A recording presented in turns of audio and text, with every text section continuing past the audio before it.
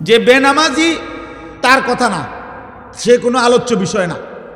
বেনামাজি যারা নামাজ পড়ে না, ওই কোনো মানুষে না, ওরে কোনো কেউ গণা তো ধরে না। কোরআনের দৃষ্টিতে ওই কোনো মানুষ না।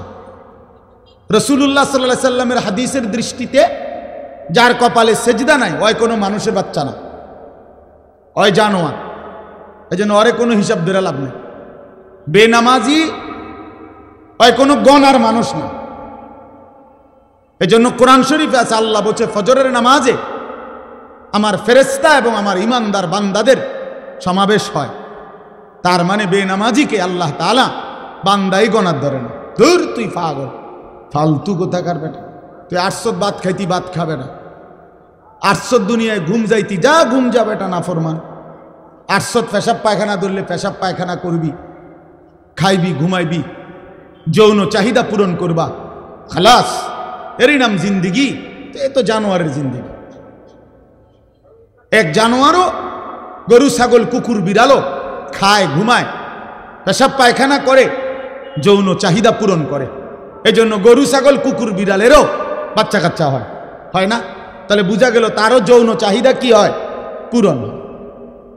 তাহলে এই জন্য নামাজবিহীন জিন্দিগি মানুষের জিন্দিগি না, বেনামাজি মানুষ না। বেনামাজি চতুষ্পদ জন্তু, শুধু এ দুইটা ঠ্যাং কম, এতটুকুই তফাৎ। মূলত যার কপালে সেজদা নাই সে শয়তান, যার কপালে সেজদা নাই সে রাজিম, অভিশপ্ত। যার কপালে সেজদা নাই তার উপরে কিয়ামত পর্যন্ত আল্লাহর লানত। তিনটাই কোরআন শরীফ থেকে বলছে। আল্লাহ তাআলা ইবলিসকে তিনটা কথা বলছে। ইবলিস, তুই আমারে সেজদা দিলি না, আজকের থেকে তুই শয়তান। এর আগে ইবলিসকে শয়তান বলতো না, এর আগে ইবলিস শয়তান ছিল না, সে মুআল্লিমুল মালাইকা ছিল, ফেরেশতাদের শিক্ষক। যেদিন থেকে সেজদা দেয় নাই সেদিন থেকে শয়তান। আল্লাহ বলছে ফখরুজ ফা ইন্নাকা রাজিম। ইবলিস, তুই আমারে সেজদা দিলি না, বের হ, তুই অভিশপ্ত, রাজিম। আউযু বিল্লাহি মিনাশ শাইতানির রাজিম। এ আল্লাহ বলছে যেদিন সেজদা দেয় নাই সেদিন থেকে আল্লাহ বলছে তুমি আজকের থেকে ফা ইন্নাকা রাজিম, তুমি অভিশপ্ত। আল্লাহ বলছে ওয়া ইন্না আলাইকাল লানাতা ইলা ইয়াউমিদ্দিন। ইবলিস, তুই আমারে সেজদা দিলি না, আজকের থেকে নিয়ে কিয়ামত পর্যন্ত তোর উপরে আমি আল্লাহর লানত। এই জন্য সেজদাবিহীন নাফরমানের উপরে আল্লাহর লানত। কতক্ষণ? প্রতিদিন 2 ঘন্টা। কথা বলেন না? 24 ঘন্টা নাফরমান, তোর উপরে আল্লাহর লানত, তোর খোদার গজব তোর উপরে। ওই নাফরমান সুখ মিলবে না,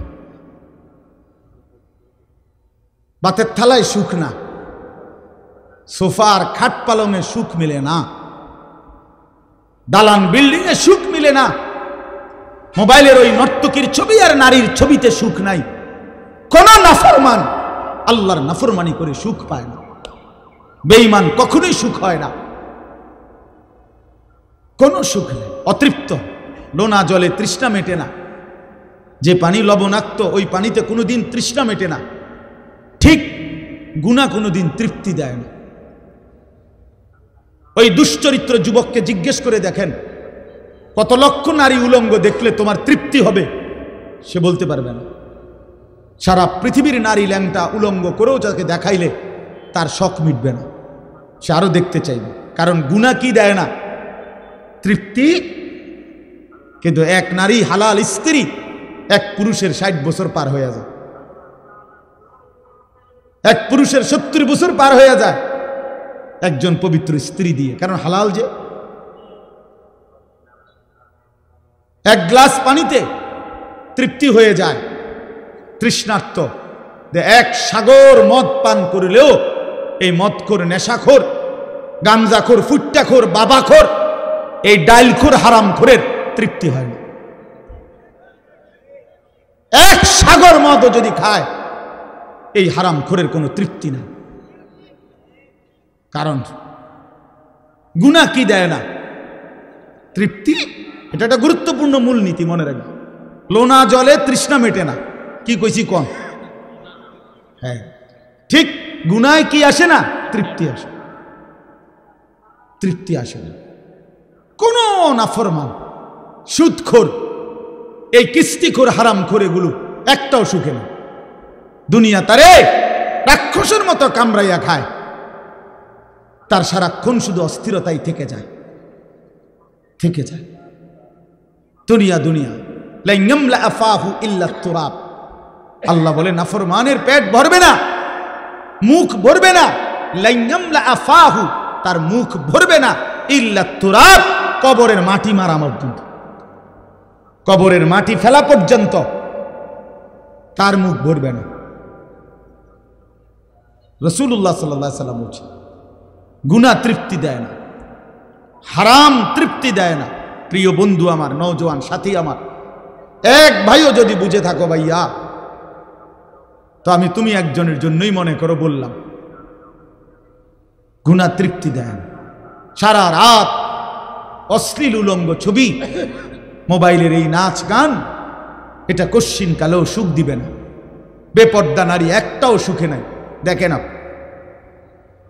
বেডিরে জিগান যে আপনি যে সাজলেন বাইর হইলেন, কতজন বেড়ই দেখলে আপনি তৃপ্তি হবে?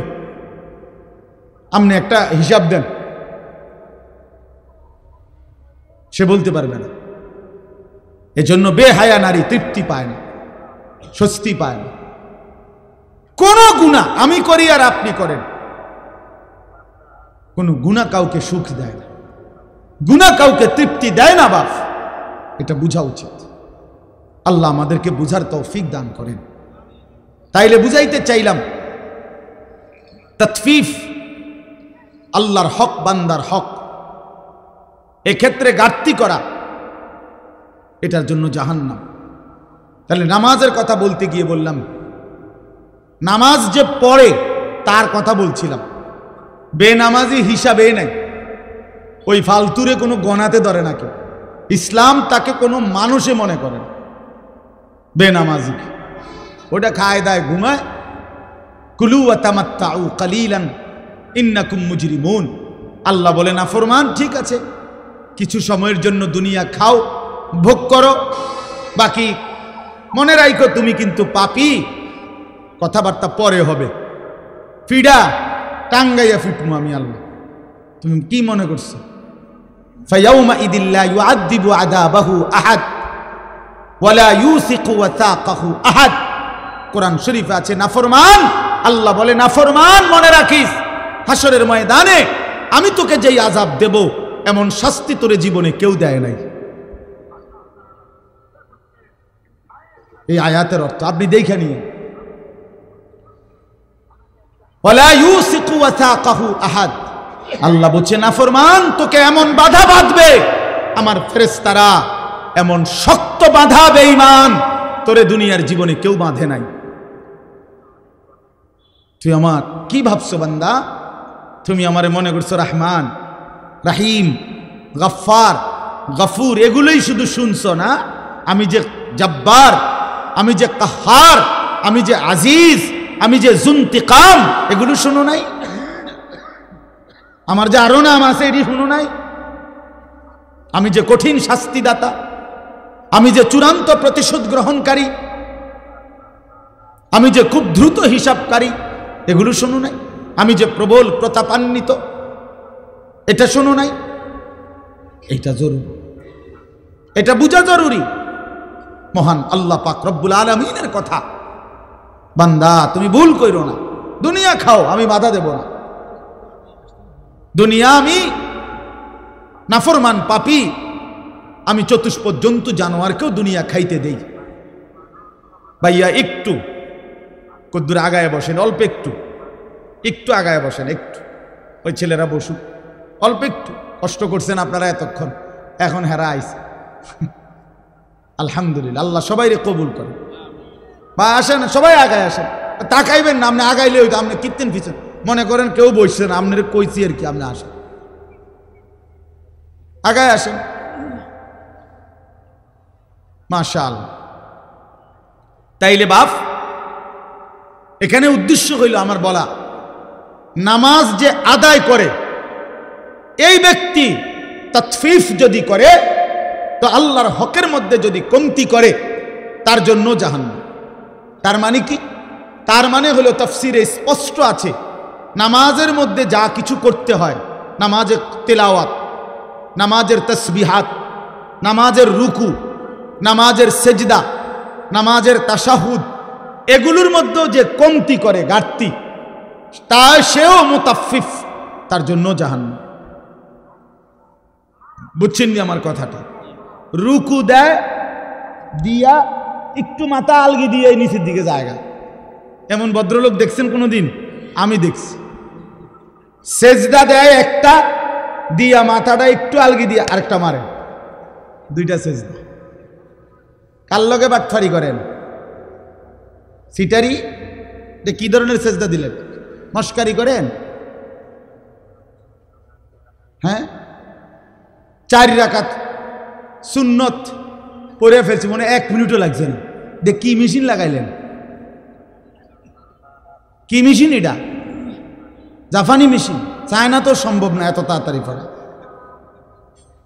কি মেশিন লাগাইলেন বলেন? আশ্চর্য। 100 দানার তাসবিহ 1 মিনিটে শেষ, উড়ে এলো মেশিন।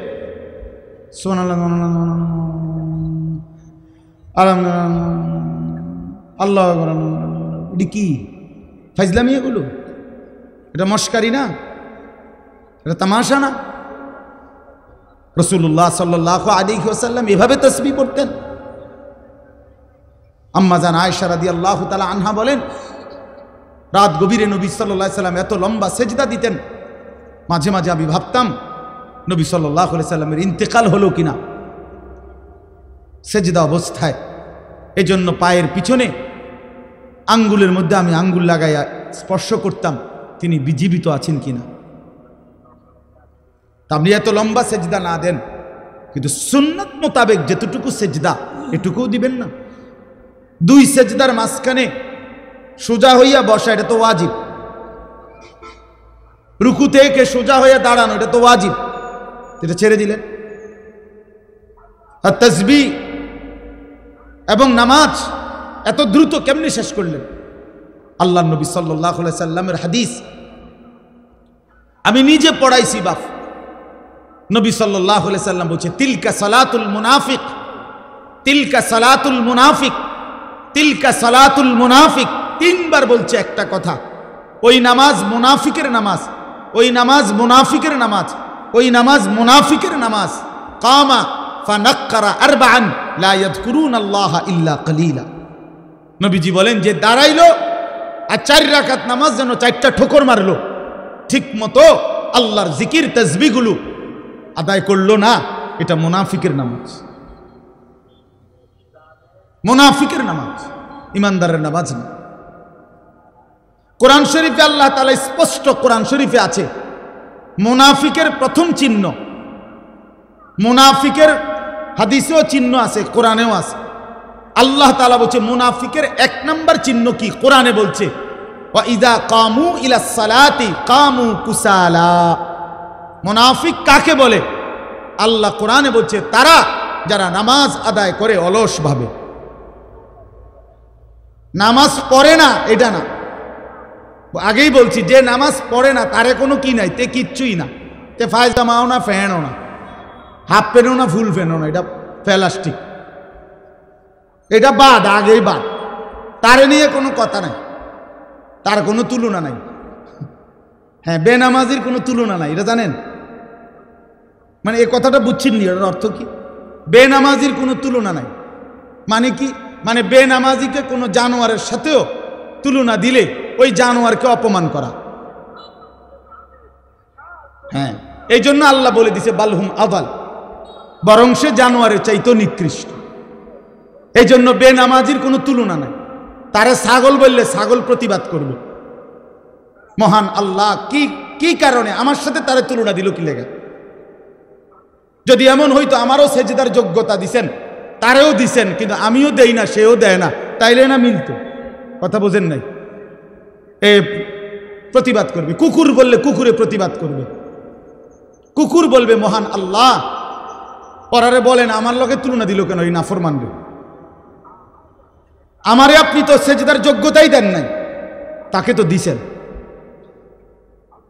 কথাটা উড়াই দিয়েন না। নিজেরে বাদ দুগা খাইতে আনলে, মোবাইল টিপতে আনলে, কয়টা টাকা কামাই করলে আর কদ্দুর বইয়ের টেলিভিশন চাইতে আনলে চালাক মনে করেন না। ভাত খাওয়া কোনো অবাক কিছু না। পৃথিবী ভোগ করা এটা কোনো আশ্চর্য, খুব মারাত্মক কিছু না। দুনিয়া জানোয়ার, জঙ্গলের হাইওয়ান জানোয়ার দুনিয়া আমাদের চাইতে বেশি ভোগ করে। একটা হাতি, প্রাণীবিদ্যা গবেষকদের কথা হলো, একটি হাতি একদিনে 250 কেজি খাবার খায়, 90 লিটার পানি পান করে। আপনি কি ভোগ করছেন দুনিয়া? একটি তিমি এক লোকমায় 200 জন সামর্থ্যবান মানুষের সমপরিমাণ খাবার খায়। আপনি কি দুনিয়া ভোগ করছেন বেশি? কিতা? দুন্দুল, করলা, লাল শাক, ক্ষীরা, টমাটো, ফার্মের মুরকা, কক মুরকা, ফাঙ্গাস, তেলাপিয়া, ধন্যতা, কাঁচামরিচ, এই তান্নি খাইয়া এই মাছ ধরি।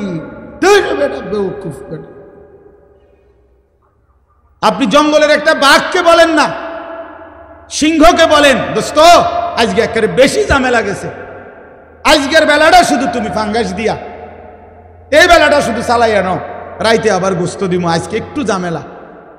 আপনি বলেন না, সিংহ একটা টানা চটকনা দেবো বেটা, আমরা বংশ জীবনে কেউ ফাঙ্গাস খাইনি বেটা। আমরা তো প্রতিদিন গোস্ত ছাড়া কিছু লোকমা দেই না বেটা, খায় অন্য কিছু।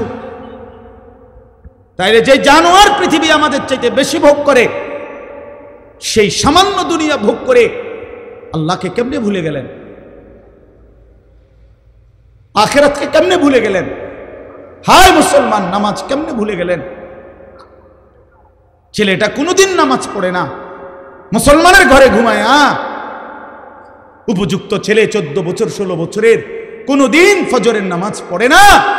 আপনি ভাবতেছেন তারে মানুষ বানাইতেছেন। কি মানুষ বানাইতেছেন মিয়া? কোন যুক্তিতে?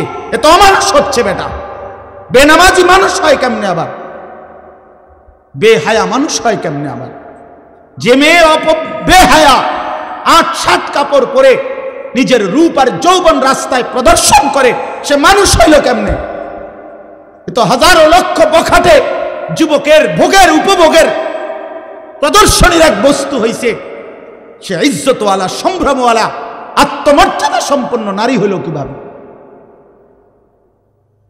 মানুষ বানায়, মানুষ বানায় শুধু রেজাল্টের কাগজ, A+ কাগজ, এইটার সার্টিফিকেট, এটাই শুধু মানুষ না মিয়া।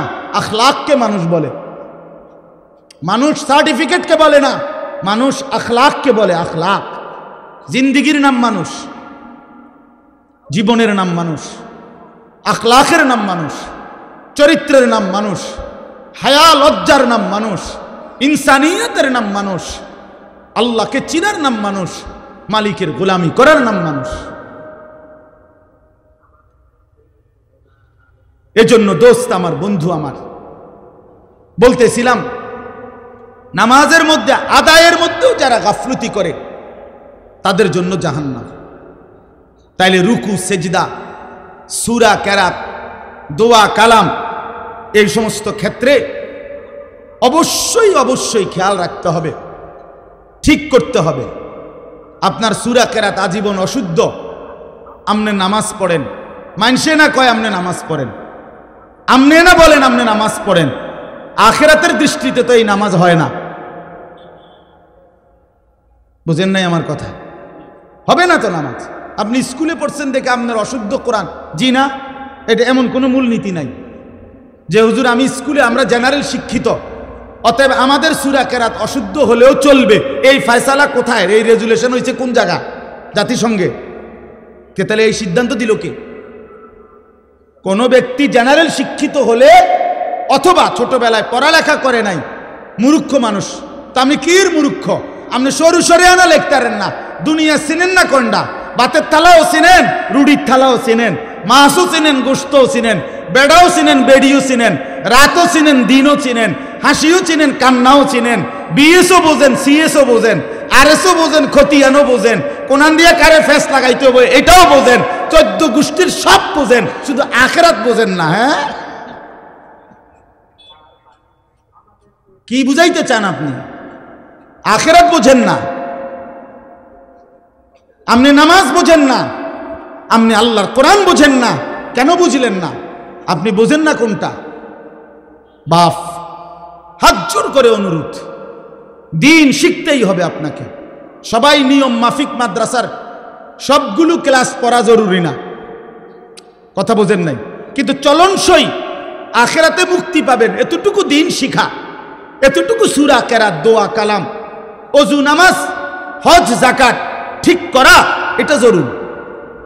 এখানে খামখেয়ালি করলে তাহলে আপনি ইউনিভার্সিটি পড়েন, কোনো আপত্তি নেই, একেবারে হিমালয় পর্বতের উচ্চতা পর্যন্ত যুবক তোমার সার্টিফিকেট হোক, কোনো মানা নাই। তোমার সার্টিফিকেট পৃথিবীর সবচেয়ে বড় সার্টিফিকেট হোক, কোনো মানা নাই। তো আল্লাহর কোরআন পড়তে পারো না কেন? 16 বছরে মুসলমান সন্তান কিংবা বাপ কারো মনে পড়লো না আল্লাহর কোরআনের কথা? কি নাফরমান ওই বাপ, কি নাফরমান ওই সন্তান, যে বাপেরও কোনোদিন মনে পড়লো না আমি সন্তান, আমার মুসলমান, 16টা বছর আমি এই সন্তানের পিছনে কত লক্ষ কোটি টাকা খরচ করলাম, অথচ আমার সন্তান আল্লাহর কোরআন পড়তে পারে না। এই সন্তানও বলল না একটাবার আমারে আপনি কি ফরাইলেন বাপ, আমি কেন আমার মালিকের কালাম পড়তে পারি না? বলেন, বলেন আমার কথা, ইনসাফ করে জবাব দেন, বিবেককে প্রশ্ন করেন। এই মাদ্রাসাগুলো চারদিকে হচ্ছে, আপনারা ভাইবেন না। আপনাদের এক সহজ হিসাব, আপনি বলবেন শুধু এত মাদ্রাসা হচ্ছে কেন? আপনি বলতে পারবেন শুধু এত মাদ্রাসার কি দরকার? আপনার দরকার না থাকুক, আর শাজিমের মালিকের দরকার, আসমানওয়ালার দরকার দেখে বানাইছে। যিনি তৌফিক দিছে তিনি বুঝেই তৌফিক দিছে। অতএব এটা জরুরি বিষয়, আগামীর দিন, আগামীর ইসলামের জন্য, আগামীর পৃথিবীর জন্য ইনশাআল্লাহ আমরাও আশাবাদী। মুসলমানের মহল্লাকে মহল্লায় এই পরিমাণ মাদ্রাসা আলহামদুলিল্লাহ হইছে যে এই সময়ে বাপ আমার হাত জোর করা অনুরোধ, হাতের নাগালে মাদ্রাসা, হাতের নাগালে কোরআন শিখার সহজ ব্যবস্থা, এই অবস্থায় যদি কোরআন অশুদ্ধ নিয়ে কবরে যান, আল্লাহর কসম আপনি আগের আমলের মানুষের চাইতেও ফিডা বেশি খাবেন। আমার কথাটা আগে 10 গ্রাম মিল্লা হয়তো 100 মাইল দূরে মাদ্রাসা ছিল, সবাই হয়তো বলতে পারে আমার সুযোগ ছিল না, যাইতারি নাই। এখন কি কইবেন? এখন কি বলবেন? এই রাস্তার থেকে ওই মাসা পর্যন্ত কয়টা মাদ্রাসা রাস্তার দোনো পাশে, এখন আপনি কি বলবেন? এখন কোন যুক্তিতে এই 10 হাত পর্যন্ত গিয়েও 10টা সূরা ঠিক করতে পারলেন না? বলেন ভাই, কোনো জবাব দিতে পারে? আমরা বলি না স্কুল ছেড়ে দাও, বলি না কলেজ ছেড়ে দাও, একটু সময় বাইর করো, শুক্রবারে একটু সময় দাও, শনিবারে একটু সময় দাও, একটু সময় হোক না। আল্লাহর কোরআন সহজ, আল্লাহর কোরআন সহজ। আপনার ছেলেটাকে কোরআন থেকে কেন বঞ্চিত করলেন? আল্লাহ থেকে বঞ্চিত করে তারে সুখ দিবেন কেমনে? রাসূল থেকে বঞ্চিত করে তারে সুখ দিবেন কেমনে? এই বাপ, কার হাতে তুলে দিয়ে গেলেন তারে? কার হাতে? আপনি তো কবরে চলে যাবেন, আগামী সন্তানটাকে কার হাতে দিয়ে গেলেন? আমি বললে আমার লাভ। আল্লাহর কথা বলবার জন্য, শুনবার জন্য সংখ্যা কোনো বিষয় না, কতজন এটা কোনো বিবেচ্য বিষয় না।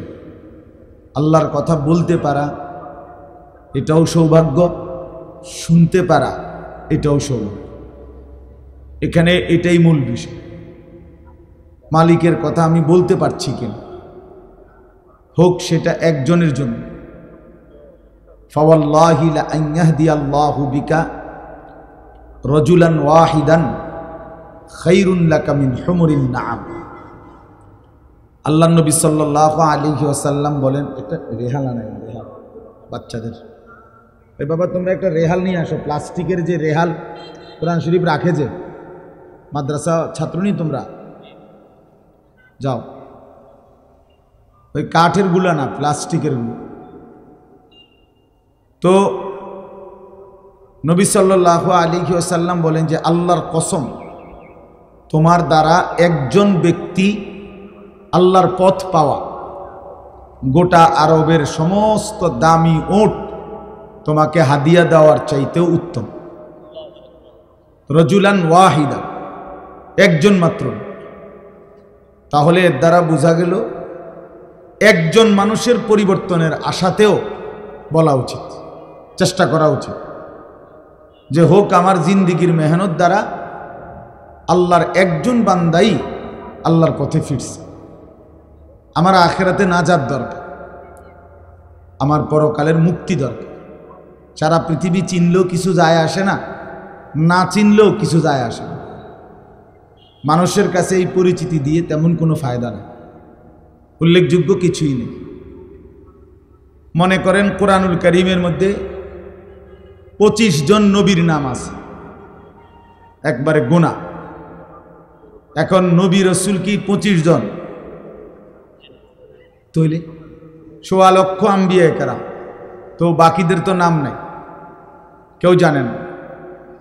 অন্যান্য কিতাবে খুঁজলে আরো নইলে 2-4-20 জনের নাম পাওয়া যাবে। তা তাইলে লক্ষের চাইতে বেশি নবী রসুলের নাম তো পৃথিবীর কেউ জানে না। তাইলে ওনারা কি ব্যর্থ? ব্যর্থ। আমাদের প্রিয় নবী সাল্লাল্লাহু আলাইহি ওয়াসাল্লাম তিনি যখন বিদায় হজ্জের মাঠে ইন্তেকালের পূর্বের বছর আরাফাতের ময়দানে হজের খুতবা দিছেন, তখন নবী সাল্লাল্লাহু আলাইহি সাল্লামের সামনে 1.25 লক্ষর বেশি সাহাবী ছিল। তাহলে 1.25 লাখ সাহাবী, এই বিপুল পরিমাণ সাহাবীর নাম পৃথিবীর কোনো কিতাবে নেই। 5000 সাহাবীর নামও পৃথিবীর কোনো কিতাবে নেই, কোনোখানে নাই। সর্বোচ্চ 313 জন সাহাবী বদরের যুদ্ধে যারা অংশগ্রহণ করছেন উনাদের নাম একসাথে পাওয়া যায়, আছে। আরো বাকি মিলাইয়া তো মনে করেন 2000-এর নাম বা 5000-এর নামে তালাশ করে পাইল, তো বাকিরা, বাকিদের নাম কই? বাকিদের নাম পৃথিবীর কোনো কিতাবেও নাই, কেউ জানেও না। তাইলে এখন এই বাকি সাহাবী যাদের নাম এখন পৃথিবীতে নাই, কেউ জানে না, তো ওনারা কি ব্যর্থ? ব্যর্থ। এই কথাটাই বলতে চাচ্ছি। মূলত সফলতা কিংবা ব্যর্থতার জন্য মানুষের কাছে পরিচিতি কোনো বিষয় না। সফলতা কিংবা ব্যর্থতার জন্য মহান আল্লাহ পাকের কাছে আমার ফায়সালা কি হইছে সেটা বিষয়। ফামান যুহজিহা আনিন নারি ওয়া উদখিলাল জান্নাহ ফাকাদ ফাজা, সরাসরি কোরআনের আয়াত। আল্লাহ বলেন বান্দা মরতে তো হবেই তোমাদের সকলকেই, কিন্তু দেখার বিষয় হলো যাকে জাহান্নাম থেকে মুক্তি দেয়া হলো এবং জান্নাতে প্রবেশ করানো হলো, ফাকাদ ফাজা, সেই কেবল সফল হলো, সেই কামিয়াব হলো, সেই কৃতকার্য হলো। তাহলে কি বোঝা গেল? সফলতা জাহান্নাম থেকে মুক্তি পাওয়া, সফলতা জান্নাত পাওয়া, হ্যাঁ আল্লাহ তাআলার পক্ষ থেকে ঘোষণা হওয়া। এজন্য আজকে আমরা অনেকটাই এই গ্লোবালাইজেশন, বিশ্বায়নের এই যুগে, মোবাইলের এই যুগে খ্যাতির মোহ, পরিচিতির মোহ আমাদের মধ্যে খুব বেশি। একবারে সবাই মনে করে আমি একটা চুল কাটাইলাম, এটা সবাই দেখুক। আমি একটা সিবা প্যান্ট কিনলাম, এইটারে কয়েক আইটেমে মোবাইলের মধ্যে ছবি দিন, সবাই দেখুক। বেওকুফ, তোর এটা কে দেখবে বেটা? এই সিবা প্যান্ট দেখার কি আছে? এটা তো 12 কত মানুষই পইরা রাখছে, না হের এটা হে দেখাই। মোটর সাইকেলের সামনে সাইডে কাইট হইয়া, সিট হইয়া, ঠ্যাঙালগি দিয়া বিভিন্ন মডেলে তার দরকার মানুষের কাছে পরিচিতি, যে কোনো আইটেমে হোক। এবার প্যান্ট ফইরা হোক আর প্যান্ট খুললেও মানুষে চিনলে মানুষ চিনছি কিনা, আমারে পরিচিতি হলো কিনা, এটা হলো বিষয়। এই যে খ্যাতির পরিচিতির মোহ আকর্ষণ, এটা আমাদেরকে বরবাদ করে দিচ্ছে, আমাদেরকে শেষ করে দিচ্ছে। এই জন্য বাপ একজন হোক, একজনের জন্য আল্লাহর কথা দিল দিয়ে বলা উচিত। কেউ যদি 10,000 মানুষের সামনে বয়ান করে আর কেউ যদি 10 জনের সামনে বয়ান করে, মনে রাখতে হবে কোনোটাই সফলতা ব্যর্থতার মাপকাঠি না। 10,000 লোক হইলে সফল, 10 জন হইলে ব্যর্থ, এমন কথা কোরআন সুন্নাহর কোথাও নাই। ইসলামের মধ্যে সংখ্যাগরিষ্ঠতা হিসাব না, কোরআন সুন্নাহ সম্মত হওয়া এটা হিসাব। গণতান্ত্রিক পদ্ধতিতে সংখ্যাগরিষ্ঠতা মূল বিষয়। 51 জন আপনার ভোট দিছে একজনকে, এবারে তারা অর্ধশিক্ষিত হোক অথবা একেবারে অশিক্ষিত হোক, তো 50 জন বুদ্ধিমান বিবেকবান আরেকজনকে ভোট দিছে, তো এরপরেও 51 জনের ভোট যিনি পাইছেন উনি জিতছে। কারণ এখানে সংখ্যা বেশি, একজন বেশি, একজন বেশি। এখানে যোগ্যতা বিষয় না, এখানে মূল বিষয় হলো ভোট একটা বেশি। এটা হলো এই গণতান্ত্রিক পদ্ধতির একটা ব্যর্থতা। এখানে উপযুক্ত ব্যক্তি নির্বাচনের সুযোগ কম, এখানে ভোট হিসাব, সংখ্যা হিসাব, গরিষ্ঠতা হিসাব। কিন্তু ইসলামের মধ্যে, কোরআন সুন্নাহর মধ্যে এইটা হিসাব না। এখানে সফলতা কিংবা ব্যর্থতার জন্য কোরআন সুন্নাহ, ঈমান, ইলম, আমল, তাকওয়া এটা জরুরি, এটাই জরুরি। হযরত বেলাল রাদিয়াল্লাহু তাআলা আনহু তিনি প্রচন্ড কালো ছিলেন, কিন্তু কোরআনুল কারীম আল্লাহ তাআলা বেলালকে বলছেন সবচেয়ে সম্মানিত আল্লাহর নিকট যে ব্যক্তি, তার মধ্যে অন্যতম হযরত বেলাল, অথচ প্রচন্ড কালো। ইন্না আকরামাকুম ইনদাল্লাহি আতকাকুম, কোরআন শরীফের 26 পারায় সূরা হুজরাতের মধ্যে এটা আছে। আল্লাহ বলছেন আল্লাহর নিকট সবচেয়ে সম্মানিত ওই ব্যক্তি যে সবচেয়ে বড় মুত্তাকি, তাকওয়াবান, আল্লাহ ভীরু, গুনাহ থেকে পবিত্র থাকে, নেক আমলে অভ্যস্ত থাকে, তারই বলে মুত্তাকি। তো এক্ষেত্রে সবচেয়ে বড় মুত্তাকি যে সবচেয়ে বেশি আল্লাহ ভীরু, গুনাহ থেকে মুক্ত, আল্লাহর ইবাদতে অভ্যস্ত, সে আল্লাহর নিকট সবচেয়ে দামি। তাফসীরের মধ্যে আছে এই আয়াত নাজিল হয়েছে হযরত বেলালের প্রশংসা, হযরত বেলালের জন্য প্রথম সম্বোধন উনাকে করছেন আল্লাহ, যে বেলাল আমি আল্লাহর নিকট সবচেয়ে দামি। তাহলে কালো নিগ্রু মানুষ তাকওয়ার কারণে, ঈমানের কারণে আল্লাহর কাছে সবচেয়ে দামি। আর এই যে আবু লাহাব, নবী সাল্লাল্লাহু আলাইহি সাল্লামের চাচা, এই বেটার মূল নাম হলো আব্দুল উজ্জা। এই আবু লাহাব তার মূল নাম না, তার নাম হলো আব্দুল উজ্জা, উজ্জার গোলাম। উজ্জা একটা মূর্তির নাম, দেবতা, ওই কুরাইশদের ছিল। কিন্তু সে এত বেশি সুন্দর ছিল, একেবারে টকটুকা লাল সুন্দর, বেশি সুন্দর আছিল। এই জন্য লোকেরা তাকে বলতো আবু লাহাব, একেবারে লালের বাপ, সুন্দরের বাপ, সুন্দরের আব্বা। কিন্তু সে হলো চিরনিকৃষ্ট জাহান্নামী। তাহলে চেহারায় তো সবচেয়ে সুন্দর, কিন্তু পরিণতি তো জাহান্নামী, নিকৃষ্ট। চেহারায় তো একদম কালো বেলাল, কিন্তু পরিণতি তো আল্লাহর কাছে সর্বোচ্চ দাম। তাহলে কি বোঝা গেল? এখানে বাহ্যিক এটা বিষয় না, ঈমান, ইলম, তাকওয়া এটা মূল বিষয়। তা আমার আপনাদের কাছে বলার উদ্দেশ্য হলো সব সময় এটা মনে রাখবো, আল্লাহর কথা, কোরআন সুন্নাহর কথার প্রতি মনোযোগী হবেন। তিনি যেই বলুন, আপনার মসজিদের ইমাম, ওনারে কেউ না চিনুন, শুধু আপনারা কয়েকজনে চিনেন, আলহামদুলিল্লাহ, ওনার কথাই মনোযোগ দিয়ে শোনেন। উনি মুরব্বী বয়স্ক আলেম, তো ওনার কথাই মনোযোগ দিয়ে শোনেন। ওলামায়ে কেরাম তার পরিচিত কম হোক, আপনি তার কথা শুনেন, আল্লাহর কথা, তাইলে বোঝা যাবে আপনি আসলে আল্লাহর কোরআনের প্রতি আগ্রহী। আর নাই তো উনারে এখন সবাই চিনে, উনি আইলে আমি যাম, উনি ওয়াজ করলে আমি শুনবো, তাইলে তো এটা ব্যক্তির মোহ হইল, নির্ধারিত ব্যক্তির মোহ হইল। আল্লাহর কোরআনের প্রতি আমি ফিরলাম কোথায়?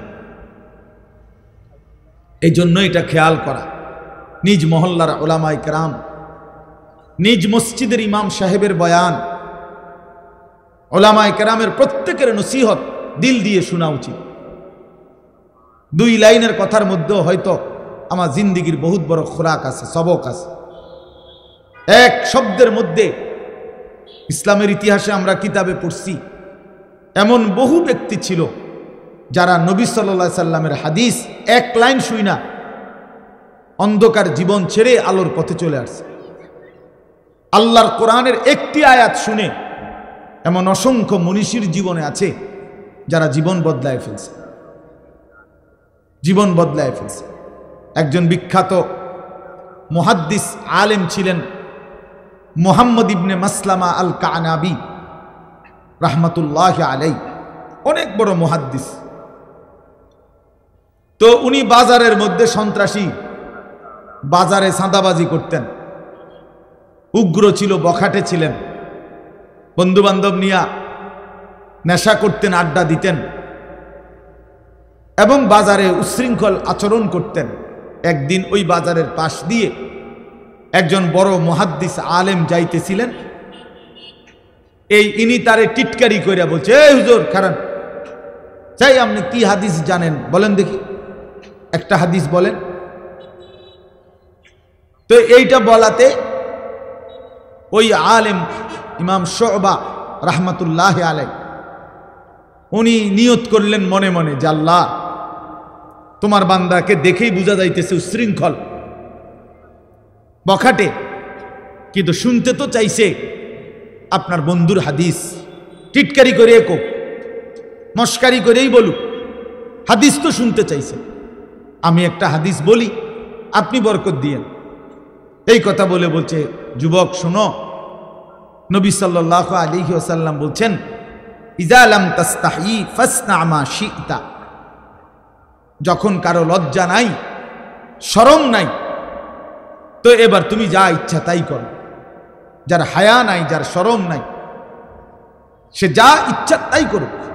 নবী সাল্লাল্লাহু আলাইহি সাল্লাম বললেন, আমি জানি না, যা তোর যা মন চা তাই কর, যেহেতু তোমার কোনো লজ্জাই নেই, হায়াই নাই, শরমই নাই। এইটা রাসূলুল্লাহ সাল্লাল্লাহু আলাইহি ওয়াসাল্লামের হাদিস। এই কথা বলে তিনি চলে গেলেন। এই যুবক মুহাম্মদ ইবনে মাসলামা ওইখানেই বসে রইলেন। তো সাথের বন্ধুরা বললেন, ওস্তাদ উঠতেন না, চলেন। বুঝছে না, তোমরা কি বুঝছো বন্ধু, এই হাদিস তো নবী সাল্লাল্লাহু আলাইহি সাল্লাম আমার জন্য বলছে, আমি তো লজ্জা নাই, শরম নাই, যার ফলে যাক মন চায় তাই করি, অন্যায় করি, নাফরমানি করি, বখাটেপনা করি, মানুষের উপরে জুলুম করি, জবরদস্তি করি, কাজে আমার কোনো চরিত্র নাই, আমার কোনো হায়া নাই, এজন্যই তো আমি যা ইচ্ছা তাই করি। তো রাসূল সাল্লাল্লাহু আলাইহি সাল্লাম তো এই তিরস্কার আমারে করছেন, যাও ছেড়ে দিলাম অন্ধকার এই রাস্তা। এই এক কথার উপরে পরবর্তীতে উনার কাছে গেছেন ওই ইমাম শুবা, ওই যিনি বলছিল হাদিসটা, উনার কাছে গিয়ে উনার ছাত্র হয়ে হাদিস শিখে ওই জামানার সর্বশ্রেষ্ঠ মুহাদ্দিস হয়েছে। এই এক কথায় জিন্দিগি বদলে গেছে, এক হাদিস জীবন পাল্টায় দিছে। এই জন্য বাপ, আল্লাহর কথা দিল দিয়ে শুনবেন। নিজ মহল্লার ইমাম সাহেব, ওলামায়ে কেরাম প্রত্যেকের কথা দিল দিয়ে শুনবেন। আসরের পরে বলুক সেটাও দামি, জোহরের পরে বলুক এটাও দামি, 20 মিনিট বলুক এটাও দামি, 2 ঘন্টা বলুক এটাও দামি। প্রত্যেকের কথাকেই আল্লাহর কথা যখন বলে দামি মনে করা উচিত, তাইলে বরকত হয় নিজের মধ্যে। আর নাই তো শুধু ব্যক্তি বিশেষের মোহ হইলে এটার মধ্যে জিন্দিগি হয় না। আল্লাহ আমাদেরকে বুঝার তৌফিক দান করেন। মোবাইল যাদের হাতে আছে দয়া করে এই হাতের মোবাইলটা নিয়ে ব্যস্ত না হইলে ভালো। এইটা নিয়ে আপনি রেকর্ড করলেও হাতে ধইরা কাম হইতো না, আপনার জীবনে সদর বদরেই যাবে। এই মোবাইলের ব্যস্ততা এটা দিলের মধ্যে সারাক্ষণ খসখস করে, সারাক্ষণ অন্তরের মধ্যে এই কথাই আসা যাওয়া করে যে মোবাইলে উঠতেছে কিনা, আওয়াজ ক্লিয়ার কিনা, রেকর্ড সুন্দর হচ্ছে কিনা, ইত্যাদি ইত্যাদি। ফলে আর আসলে এই বেচারা নিজের জন্য কিছুই বুঝে না। যেমন আছে অপদার্থ এমন অপদার্থই থেকে যায়, বদলায় না। এজন্য 1 কোটি মোবাইলের ওয়াজের চাইতেও আল্লাহর কোনো বান্দার সরাসরি কথা শোনা 1000 কোটি গুণে বেশি উত্তম। এটাই সর্বযুগে পরীক্ষিত কথা, এটা তাজরিবা অভিজ্ঞতা লব্ধ কথা যে জিন্দিগি বদলা সরাসরি সোহবতে, সরাসরি সান্নিধ্যে হক্কানি রব্বানি মুত্তাকি উলামায়ে কেরাম কোন আল্লাহওয়ালার কাছাকাছি সান্নিধ্যের বরকতে, তার নৈকট্য সংস্পর্শের বরকতে মানুষের জিন্দিগি বদলায়। এই জন্য প্রিয় ভাই, এই যারা যে কয়েকজনের হাতে মোবাইল, এগুলো নামায় ফেলেন, এমনি শুনেন, অল্প একটু কথা এমনি শুনলে বরকত হবে। আল্লাহ আমাদেরকে তৌফিক দান করেন। কোরআনুল কারীমের 30 নম্বর পারা, 83 নম্বর সূরা, এনে এসে বসেন, লাল রুমালওয়ালা এখানে এসে বসেন। আচ্ছা, আপনার সুবিধা মনে হইলে আপনি যান। বহুত বড় বুজুর্গ নিচে বইয়া গেছে, আল্লাহ কবুল করেন। 83 নম্বর সূরা কোরআনুল কারীমের 30 নম্বর পারা। সূরাটার নাম হলো তাতফিফ, মুতাফফিফিন, তাতফিফ এই সূরার নাম। 83 নম্বর সূরা, 30 নম্বর পারা। আমি এই সূরার 5টা আয়াত আপনাদের সামনে তেলাওয়াত করেছি। 22, 23, 24, 25, 26, 5টা আয়াত। মোট সূরার মধ্যে 36টা আয়াত, ছোট সূরা। এই সূরার মাঝখান থেকে এই 5টি আয়াত তেলাওয়াত করেছি। ইনশাআল্লাহ আর অল্প একটু সময়ে আমরা এই 5টি আয়াত এবং প্রাসঙ্গিক সামান্য কিছু কথা আরজ করতে চাই। আল্লাহ তাআলা আমাদেরকে তৌফিক দান করেন। প্রথম কথা হলো, সূরাটার নাম হলো তাতফিফ। এই শব্দটা বুঝছেন কিনা আগে কোন? তাতফিফ বলেন তো। ত 2 বার আর কি, ত আকার তা, ত, তাতফিফ। বড় ফ, ফল লিখতে যেই ফ, ফ দীর্ঘিকার ফি, ফ, তাতফিফ। একটা কারণ আছে কেন এতটা ভাঙ্গা বলল, এটা একটা গুরুত্বপূর্ণ শব্দ এটা কোরআনে। এই তাতফিফ অর্থ হলো ওজনে কম দেওয়া। আরেকটু ব্যাপক অর্থ হইল কোন প্রাপককে তার প্রাপ্য কম দেওয়া। গ্রাহক প্রাপক, যিনি আমার কাছে কিছু পাবে, তাকে আমি যখন দিচ্ছি তখন কমায় দেওয়া, ঠকায় দেওয়া, এটাকে বলা হয় তাতফিফ। এই লোককে বলা হয় মুতাফফিফ, যে ঠকায়, কম দেয়। কোরআনুল কারীমের এই সূরার মধ্যে আল্লাহ তাআলা এই কথা স্পষ্ট প্রথম আয়াতে বলছেন, ওয়াইলুল লিল মুতাফফিফিন। এই প্রাপককে তার প্রাপ্য যে কম দেয়, ঠকায়, ওজনে কম দেয়, পরিমাপে কম দেয়, আল্লাহ বলেন তার জন্য জাহান্নাম, তার জন্য জাহান্নাম। আল্লাযীনা ইযা তালু আলান নাসি ইস্তাওফুন। এ আল্লাহ ব্যাখ্যা করে দিতেছে এ তাতফিফ বলতে কি, আল্লাহ নিজেই বুঝাই দিচ্ছে। যে এরা হচ্ছে সেই মানুষ যারা নিজেরা যখন নেয় পূর্ণ নেয়, ওয়াইদা কালুহুম আও ওয়াজানুহুম ইউখসিরুন। কিন্তু অন্যকে যখন মাইপা দেয়, অন্যকে যখন দেয় তখন কমায় দেয়। নিজে নিলে পূর্ণ নেয়, নিজে নিলে 60টাতেই সবসময় হালি, অন্যরে দিলে মাঝে মাঝে 3টাতেও এক হালি। ধরা পড়লে বলে ভাই বেখেয়াল হয়ে গেছে, ভুল হয়ে গেছে। আমাদের গ্রাম অঞ্চলে বলে যে যদি বলেন বেখেয়ালে ফাঁসটা হয় না, না এত পাগল না, এত বেখেয়াল না, বুঝেন নাই? পাগল হইলেও এত পাগল না যে 5টায় একালি গণব, না না 3টায় গণন যায়, কিন্তু কি হয় না 5টায় গণেন। তার মানে আসলে মূলত বেখেয়াল না, বরং ইচ্ছাকৃতভাবেই কি করছিল, একটা কম দিছিল। এই মুতাফফিফ ওজনে কম দিল। ইসলামের ইতিহাসে আপনারা এই কথাগুলো মনোযোগ দিয়ে শুনলে আমারও ভালো হবে, আপনাদেরও ভালো হবে। ইসলামের ইতিহাসে আল্লাহ তাআলা কতগুলো জাতিকে পৃথিবীর ইতিহাসে চূড়ান্ত আযাব দিয়ে একেবারে পুরা কওম, পুরা জাতি ধ্বংস করে দিছে। অবাধ্য জাতি পৃথিবীর ইতিহাসে এরকম উল্লেখযোগ্য কিছু জাতি আছে, কোরআন শরীফে আছে। বিশেষ করে যেমন নূহ আলাইহিস সালামের কওম, যাদেরকে আল্লাহ তাআলা পানিতে ডুবাইয়া একবারে পুরা কওম শেষ করে দিছে। হযরত হুদ আলাইহিস সালামের কওম, কওমে আদ, এদেরকে আল্লাহ তাআলা ঝড়ো বাতাস দিয়ে পুরা জাতিকে ধ্বংস করে দিছে।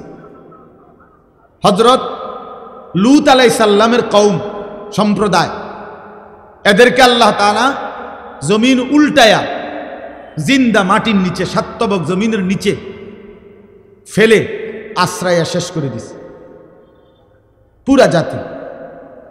হযরত সালেহ আলাইহিস সালাম কওমে সামুদ, আল্লাহ তাআলা এদেরকে, এই নবীর জাতিকে ফেরেশতার বিকট চিৎকার দিয়ে, মানে একজন ফেরেশতা ফজরের ওয়াক্তে আসছে ওই কওমের উপরে এসে একটা চিৎকার মারছে,